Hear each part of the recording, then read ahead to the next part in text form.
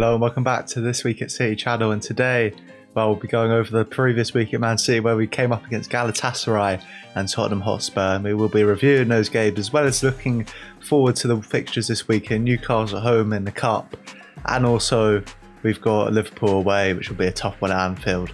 We're going for the predicted 11 and any transfer news as well, not necessarily incomings, more outgoings, and also a player recall which I'm actually very excited about. But anyways man, let's get stuck into this Galatasaray game. We've got a lot to get through today. Alright then, getting into the first game, which is Galatasaray at home in the Champions League. A nerve-wracking experience indeed for the lads, or for me anyway, because, well, if we didn't win, we were cooked in terms of getting top 8. Even if we did win, we could have been cooked, but thankfully the results went our way. We got the 2-0 win and we got through to the next round and not having to play this playoff round of 32, whatever it is. Thankfully we're through to the round of 16, simple as that. And I've got to say, Jeremy Doku, what a performance, man. And I've got to say, when he's played in that sort of inside, tucked in winger role, he is a different beast. That pass to Haaland put us 1-0 up for the first goal 10 minutes in. Wow, that just shows his qualities, man, and how good he can be on that inside channel of the off the wing, off the left, because there's only so much you can do against him. He can go either way, and yeah, he is just top there, and that's where Pep needs to play him. You can't have him on the touchline, hugging the touchline, man. There's only so much he can do. He can get doubled up on there as well. It's tough, but get him in the middle, get him to cause chaos, and slot Haaland in. And I'll be honest, the criticism which has been happening with Doku and Haaland is their relationship.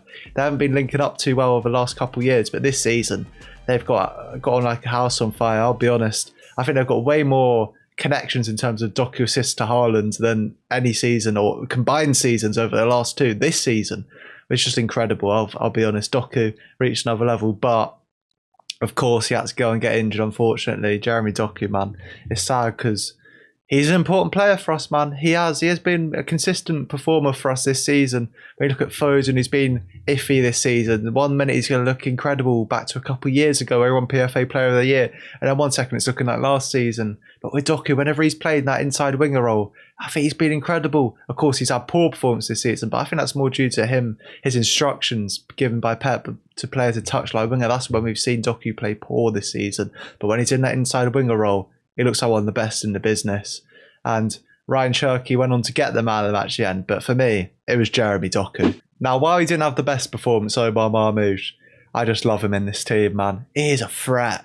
And I think it helps Haaland as well, because Haaland, he can just get marked out of the game. But having Marmoush up there, it frees up Haaland a lot more than you'll believe. And even though he probably was one of the worst players on the pitch for us, he just offers so much. He does. He's just a constant threat in behind, but also can receive it to feet as well and drive at the defence. And yeah, in this sort of rut we've been on, Marmoush has to start, especially with how poor Haaland has been this year, 2026. Other than this game, he hasn't had a good year, Haaland.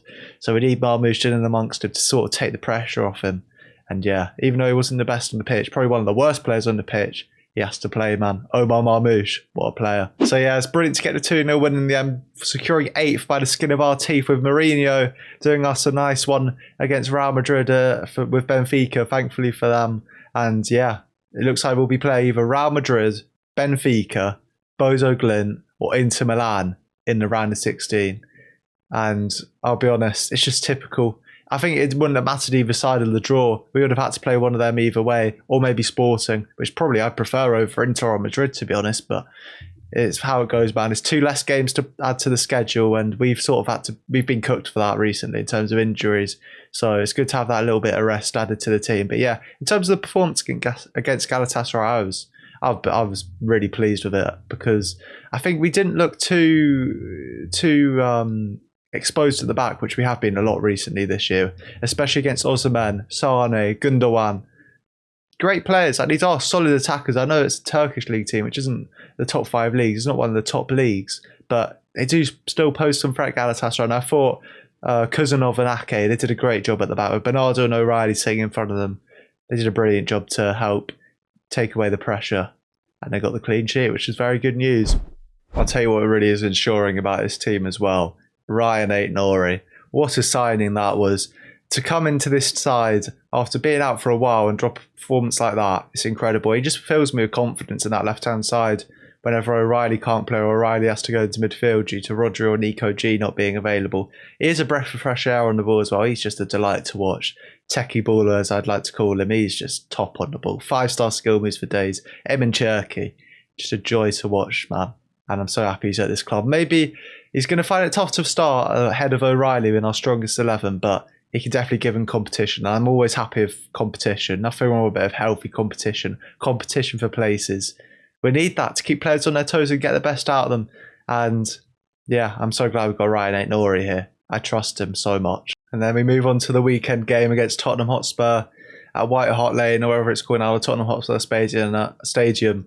And well, we went off to a flying start instead of the score in terms of the scoreline. 2-0 up at the break. First goal from Ryan Cherky. Wow.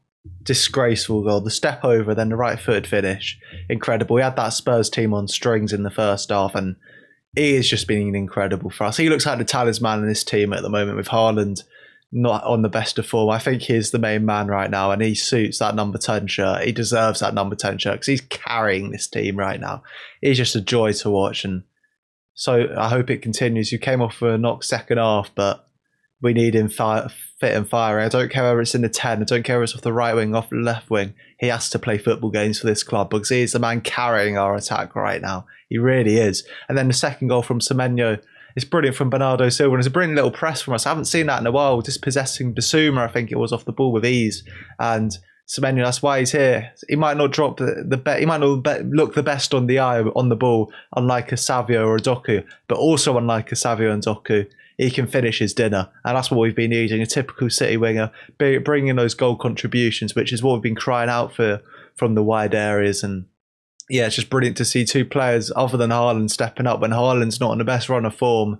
And yeah, I will say though, I wasn't too pleased with the performance in the first half. I'm pleased that we were able to go 2-0 up and not just like have a 1-0, which has been a problem recently, being 1-0 up and then just being nervous at the back. But unfortunately, it didn't matter in the end. As we'll move on to the second half here, just uninspiring, spineless, soft, lack of passion, lack of want, lack of desire.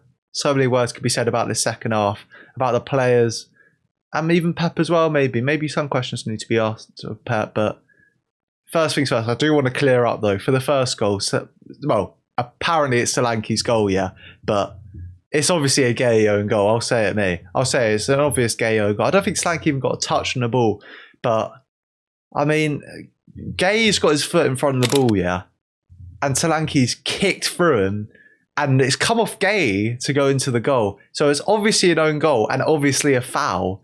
But of course, there's no problem with that with VAR. Nah, no problem. Once again, VAR's doing us over, man. Because I just don't get how that can't be a foul. If it's the other way around, Gay kicking through Solanke, it's a penalty day. And I don't think Solanke even got a touch on the ball. And of course, the Premier, they have to cover up their tracks. Have to say it's Solanke's goal. Because if they put it down as an own goal, well, it's obviously a foul then, because that means Solanke hasn't touched the ball at all, like he did. He didn't touch the ball. It's come off Gay last, and it came off Gay in the first place, because Solanke kicked through him to kick the ball in his own net. And yeah, it's just a foul for me all day. I can't believe they gave that, but I'm not making excuses for these players. 2-1 up. Yeah, so what have the refs done us dirty there? We've had it before. Had it before over the past few weeks, and we crumble again. Again we crumble. After a bit of adversity, and that's just not us. That's not us, man. I'm looking at players like Rodri. Bernardo had a great performance, by the way, so I'm not going to throw it all on him, and he was injured as well, I think, for most of the second half, so I'm not going to throw it all on Bernardo, man, because I thought he was good sitting alongside Rodri, but Rodri, man, Haaland, I don't know what's going on with Haaland right now. He got the assist first half, but he doesn't look like he wants to be there half the time.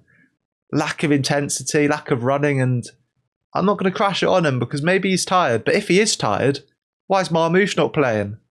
5 minutes Marmoush got off the bench there. 5 minutes. In need of a goal for like 20, 30 minutes. Why is he not coming on? I don't get it. And I'll be honest, Marmoush has to play now. That's got to be the final nail in the coffin there for not playing Marmoush. He has to play, man. He carried us last season when Haaland was out. And even when Haaland was in the team, Marmoush was cooking and got the best out of him. Yeah, he has to play Marmoush. He has to. A goal for it. And it helps free up Haaland as well. I think we'll see the best out of Haaland because I don't think we're seeing too much of him when Reinder's playing behind him or Foden. With Marmoush there, it gives the defender something else to think about. And yeah, I'll say it to me, Marmoush has to start. Even those 5 minutes, you saw a bit more running and passion than Haaland did the whole game. And yeah, man, I'm not going to fully crash it on Haaland though, because he might be tired. And it might just be on Pep for not taking him off. But we need a bit more transparency here onto why Haaland's not performing to his levels. And it's not even the performances. I don't mind you missing that sit. Well, I do. But the thing I care about more is the lack of passion and want. And him laughing. Him laughing when walking off the pitch, some of the Spurs players, giving them hugs. He doesn't want it, I don't think. He doesn't want it this year. And fair enough, you want us to treble 4 in a row. So maybe he's just resting on that and he's happy with that. And he doesn't want to get injured before the World Cup, which is fair. Well, it's not fair enough, but I can see why he's doing it. Norway, first time in the while being in the World Cup. So he'll want to be captaining them through that. It's fair enough, but like, you got to make it clear to Pep. Marmoush is there sitting in the wings, ready to get stuck in. He scored in his last game against Wolves. He drops one bad performance against Galatasaray. He gets dropped. Well, if we're doing the same for Haaland, Haaland should be dropped 5 games ago for 5 games. Why are they held to different standards here? I don't get it. Is it because of the 500k a week? Is there something in his contract? I don't know, man, but I just want a bit more transparency because I feel like Haaland's getting a lot of stick right now. And I want to lay off that, to be honest, because it might be due to how tired he is, or something like that behind the scenes. But like, if that is a problem, bring Marmoush in. Simple as that, man. I mentioned I wasn't too pleased with the first half. I wasn't too pleased at all. Even though we were 2-0, the performance was dry. Lack of intensity, lack of intent to go at them. And that first goal, moment of individual brilliance. Second goal came from their mistake. So like, I'm not seeing consistency in terms of our performances. We're not making or creating consistent chances. We should have battered them. They're no good. And coming into the game, I know in my predictions, I think I was quite confident, but as the game came closer, I was thinking, nah, it's going to be one of those games. Spurs have been shocking recently. We've been shocking ourselves, to be fair. We usually struggle there, other than the last 2 games we won there. I don't feel we won a game there before the last 2, or 3 if you're counting the FA Cup as well, in a 4-peat season where Ake scored. But yeah, man, the Spurs, it's what they do. And I was nervous, and I don't want to say Pep underestimated them because he bolstered out that midfield with less attacking players. He put O'Reilly, Rodri and Bernardo in there for a bit of security. But I'm looking at you, Bernardo. No, not Bernardo. Rodri, I'm looking at you. I just need you to calm these lot down because that's not Manchester City. We got scared. We got scared, man. And I don't get why we're not going along to Haaland in moments where they're going to press us high. We knew that was going to happen second half and bring on Pat Matheson. I'm surprised it didn't happen from the start. They could have won that if they put in that second half performance in the first half, Spurs, and put a bit of pressure on us. And that's my problem with this team. Any little bit of adversity, where it's referee decisions, injuries, maybe a slight mistake from someone at the back, but you just crumble. Everything has to go perfect. No one has to be injured. The referee always has to make the right decision. Everyone has to play the perfect pass and dribble every time for us to win. Nah, it can't be like that all the time, man. You're going to have setbacks in the game, where it's referee, injuries, individual errors. That could happen. And then it's all about mentality, being able to pick yourself up and go again. And I'm not seeing that in these bunch of players right now. I'm just seeing soft mentality from all of them. And it's not good enough, man. It has to change soon. And I'll be honest, we're out of this title race as far as I'm concerned. 6 points adrift. And yeah, you can say, oh, but what if we go on a nice little 10-game winning run? You see a 10-game winning run in that? We've won 1 game in 2026. And another damning stat, we've only scored we scored 0 goals in the Premier League in the second half. If that doesn't tell you all you need to know about the mentality, then I don't know what will. Because that's just nowhere near good enough, man. You've got to be going for the kill. Killer instinct. Where is it with these players? 2-0 away at Spurs, man. And then they score early doors, but instead of wanting to go and get the third, put it to bed, oh no, we'll just let them score another. 1's a goal by Slanky, by the way. Brilliant goal, but oh yeah, 2-2. Nah, yeah, we'll give it a go now. I'll try to score. Now we'll try to win it. Oh, but then it's too late, man. Bring Marmoush on, 5 minutes to go. Bring Reinders on. What is he offering? What is he offering as opposed to Foden off the bench? I know Foden's been poor, but I'd rather see Foden come on instead of Reinders, man, for Cherky. And yeah, I'm disappointed in that game, man. That's me out of the title race. And all I've got to say is, get me a cup. 1 or 2. Get me an FA Cup or a Carabao Cup. Be competitive in the Champions League, and I'm happy this season because I think the squad building has been done poor. In terms of individual signings, brilliant. In terms of the price tag for them, brilliant. But it's all about the team, not individuals. And I'm not seeing a well-constructed team. I'm just seeing a bunch of individuals out there. And it has to change, man. And I'll just take what I can. Get the Champions League, get a cup or two. Then let's just move on to next season. Get Anderson, get Tonali, maybe a couple other players as well, because this team's just disjointed and soft right now. And fair play to Arsenal, man. The league has been poor this season. It has to be said in terms of the top. The middle ground's probably risen and the bottom ground's risen, but the top, in terms of competing for the titles, dropped off. But you got to be there to win it, man. We probably won the league when it wasn't. There were times where it wasn't at its strongest, man. So I don't know when. We probably did that, and that's an argument Arsenal fans can make, and that's a completely fair argument. And I'm just saying it's probably quite similar with you in terms of we've been shocking this season. I don't think we've put in a good Premier League performance since that Liverpool 3-0 game in November, and we're only 6 points off. But the thing is, it's going to stay at 6 points, and it might even get wider because I'm not seeing consistent performances right now on this side, and we're not going to get the results we need if we're going to keep on putting these performances. And next is Liverpool away in the Prem, and if you think we're getting anything there, no chance, mate. No chance at all. All right, then. Moving on to the Newcastle game midweek, then. Let's do a cheeky little preview for that. And I would say I'm not confident, especially after bottling a 2-0 to Spurs, but I don't think they have Bruno G, and we are at home in this one. Even though I probably shouldn't be so confident, I'm a little bit confident we should go over the line to the final. I mean, we're 2-0 up, man. We can't do it again. But yeah, I reckon we'll win this quite, not convincingly, but I reckon we'll get over the line. Whether that's by us drawing or winning, I don't know how, but I think it will be just about all right for us getting over the line without too much of a scare. But if Newcastle score first in this game, then I'll be honest, I don't back the lads to get over the line. Because whenever we go down, it's just rubbish. It's just shocking. But yeah, anyway, predicted lineup. All right then, predicted 11. In goal, I'll go for Trafford in net. Then Cousinov right back, Mark Gay right centre back, left centre back Max Lane, left back Ryan Aït-Nouri, and I'll go for a midfield three of Nico G, Rico Lewis, Tijani Reinders. Off the right I'll go for Phil Foden, striker Omar Marmoush, and off the left I'll go for Semenyo. It's a risky one in the midfield because other than Nico G it's a bit soft, but if they haven't got Bruno G playing, I think we should be all right. And I've sort of overcompensated at the back in terms of playing Cousinov right back. We have to be wary with Gordon, man. He is rapid and he is a threat. I know he's been poor this season, but he is a threat. So I will back in Cousinov there. Just build up that familiarity of Gay alongside him as well. That's what I would do. And I wouldn't be risking Diaz in this one. He's back soon. He's probably forcing himself back. But we can't have Diaz getting involved and getting injured. Maybe 10 minutes at the end to get some fitness up, but not much. I don't want him to get much in there, please. Yes, then coming to you at the day of the game, Newcastle in the Cup. And I've just got the information that Mark Gay will be unavailable for this game as he did not feature in the first leg.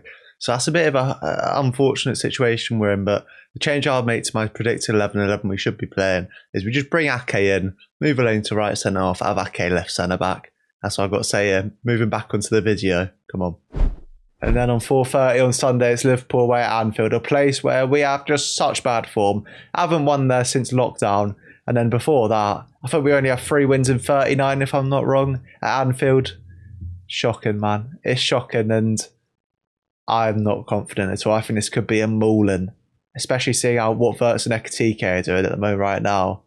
I think it could be a mauling, and I'm not looking forward to it, but yeah, if we could somehow get a win out of that, then fair play to lads. But when you're dropping disaster classes like you've done against Spurs, you've done for the rest of the Prem games this year in 2026, other than the Wolves game, you're going to get eaten alive at Anfield. As poor as they have been this season, their midfield is just on another level in terms of what they do off the ball to ours, and I think that might be the difference today. Or not today, Sunday. And yeah, let's go for this predicted lineup though, man, because I know Diaz is trying to force himself back for this one, but I'm not going for Diaz in this one, man. I wouldn't waste him in terms of, I don't think he makes that much of a difference coming back in terms of whether we'd win it with him in the team or not.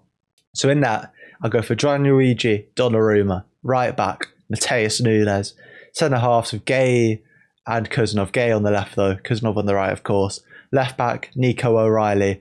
This is where I would give us a slight chance. If we double up that midfield with Nico G and Rodri, I reckon that could be a good combination. This would be the perfect time to start it, to help lock up that defence and give it a bit more structure and support it needs. And then just ahead of those two defensive midfielders in Nico G and Rodri, I'll go for Marmoush as a sort of shadow striker behind Haaland. because we've got enough protection of the back line in Nico G and Rodri. So let's get another attacker in there. Fullstein, Marmoush behind Ireland. Let him work wonders. Off the right, it has to be Ryan Cherky. It has to be. He got the knock against Spurs, but hopefully he'll be back for this Liverpool game because he's the talisman of this team right now. I'll say it again. He's carrying us. Absolutely carrying us right now. And then off the left, I go for Semenyo. Wasn't good against Spurs other than his goal, but he is a goal threat. He gets that GA, which we need. And then up front, I would go for Haaland.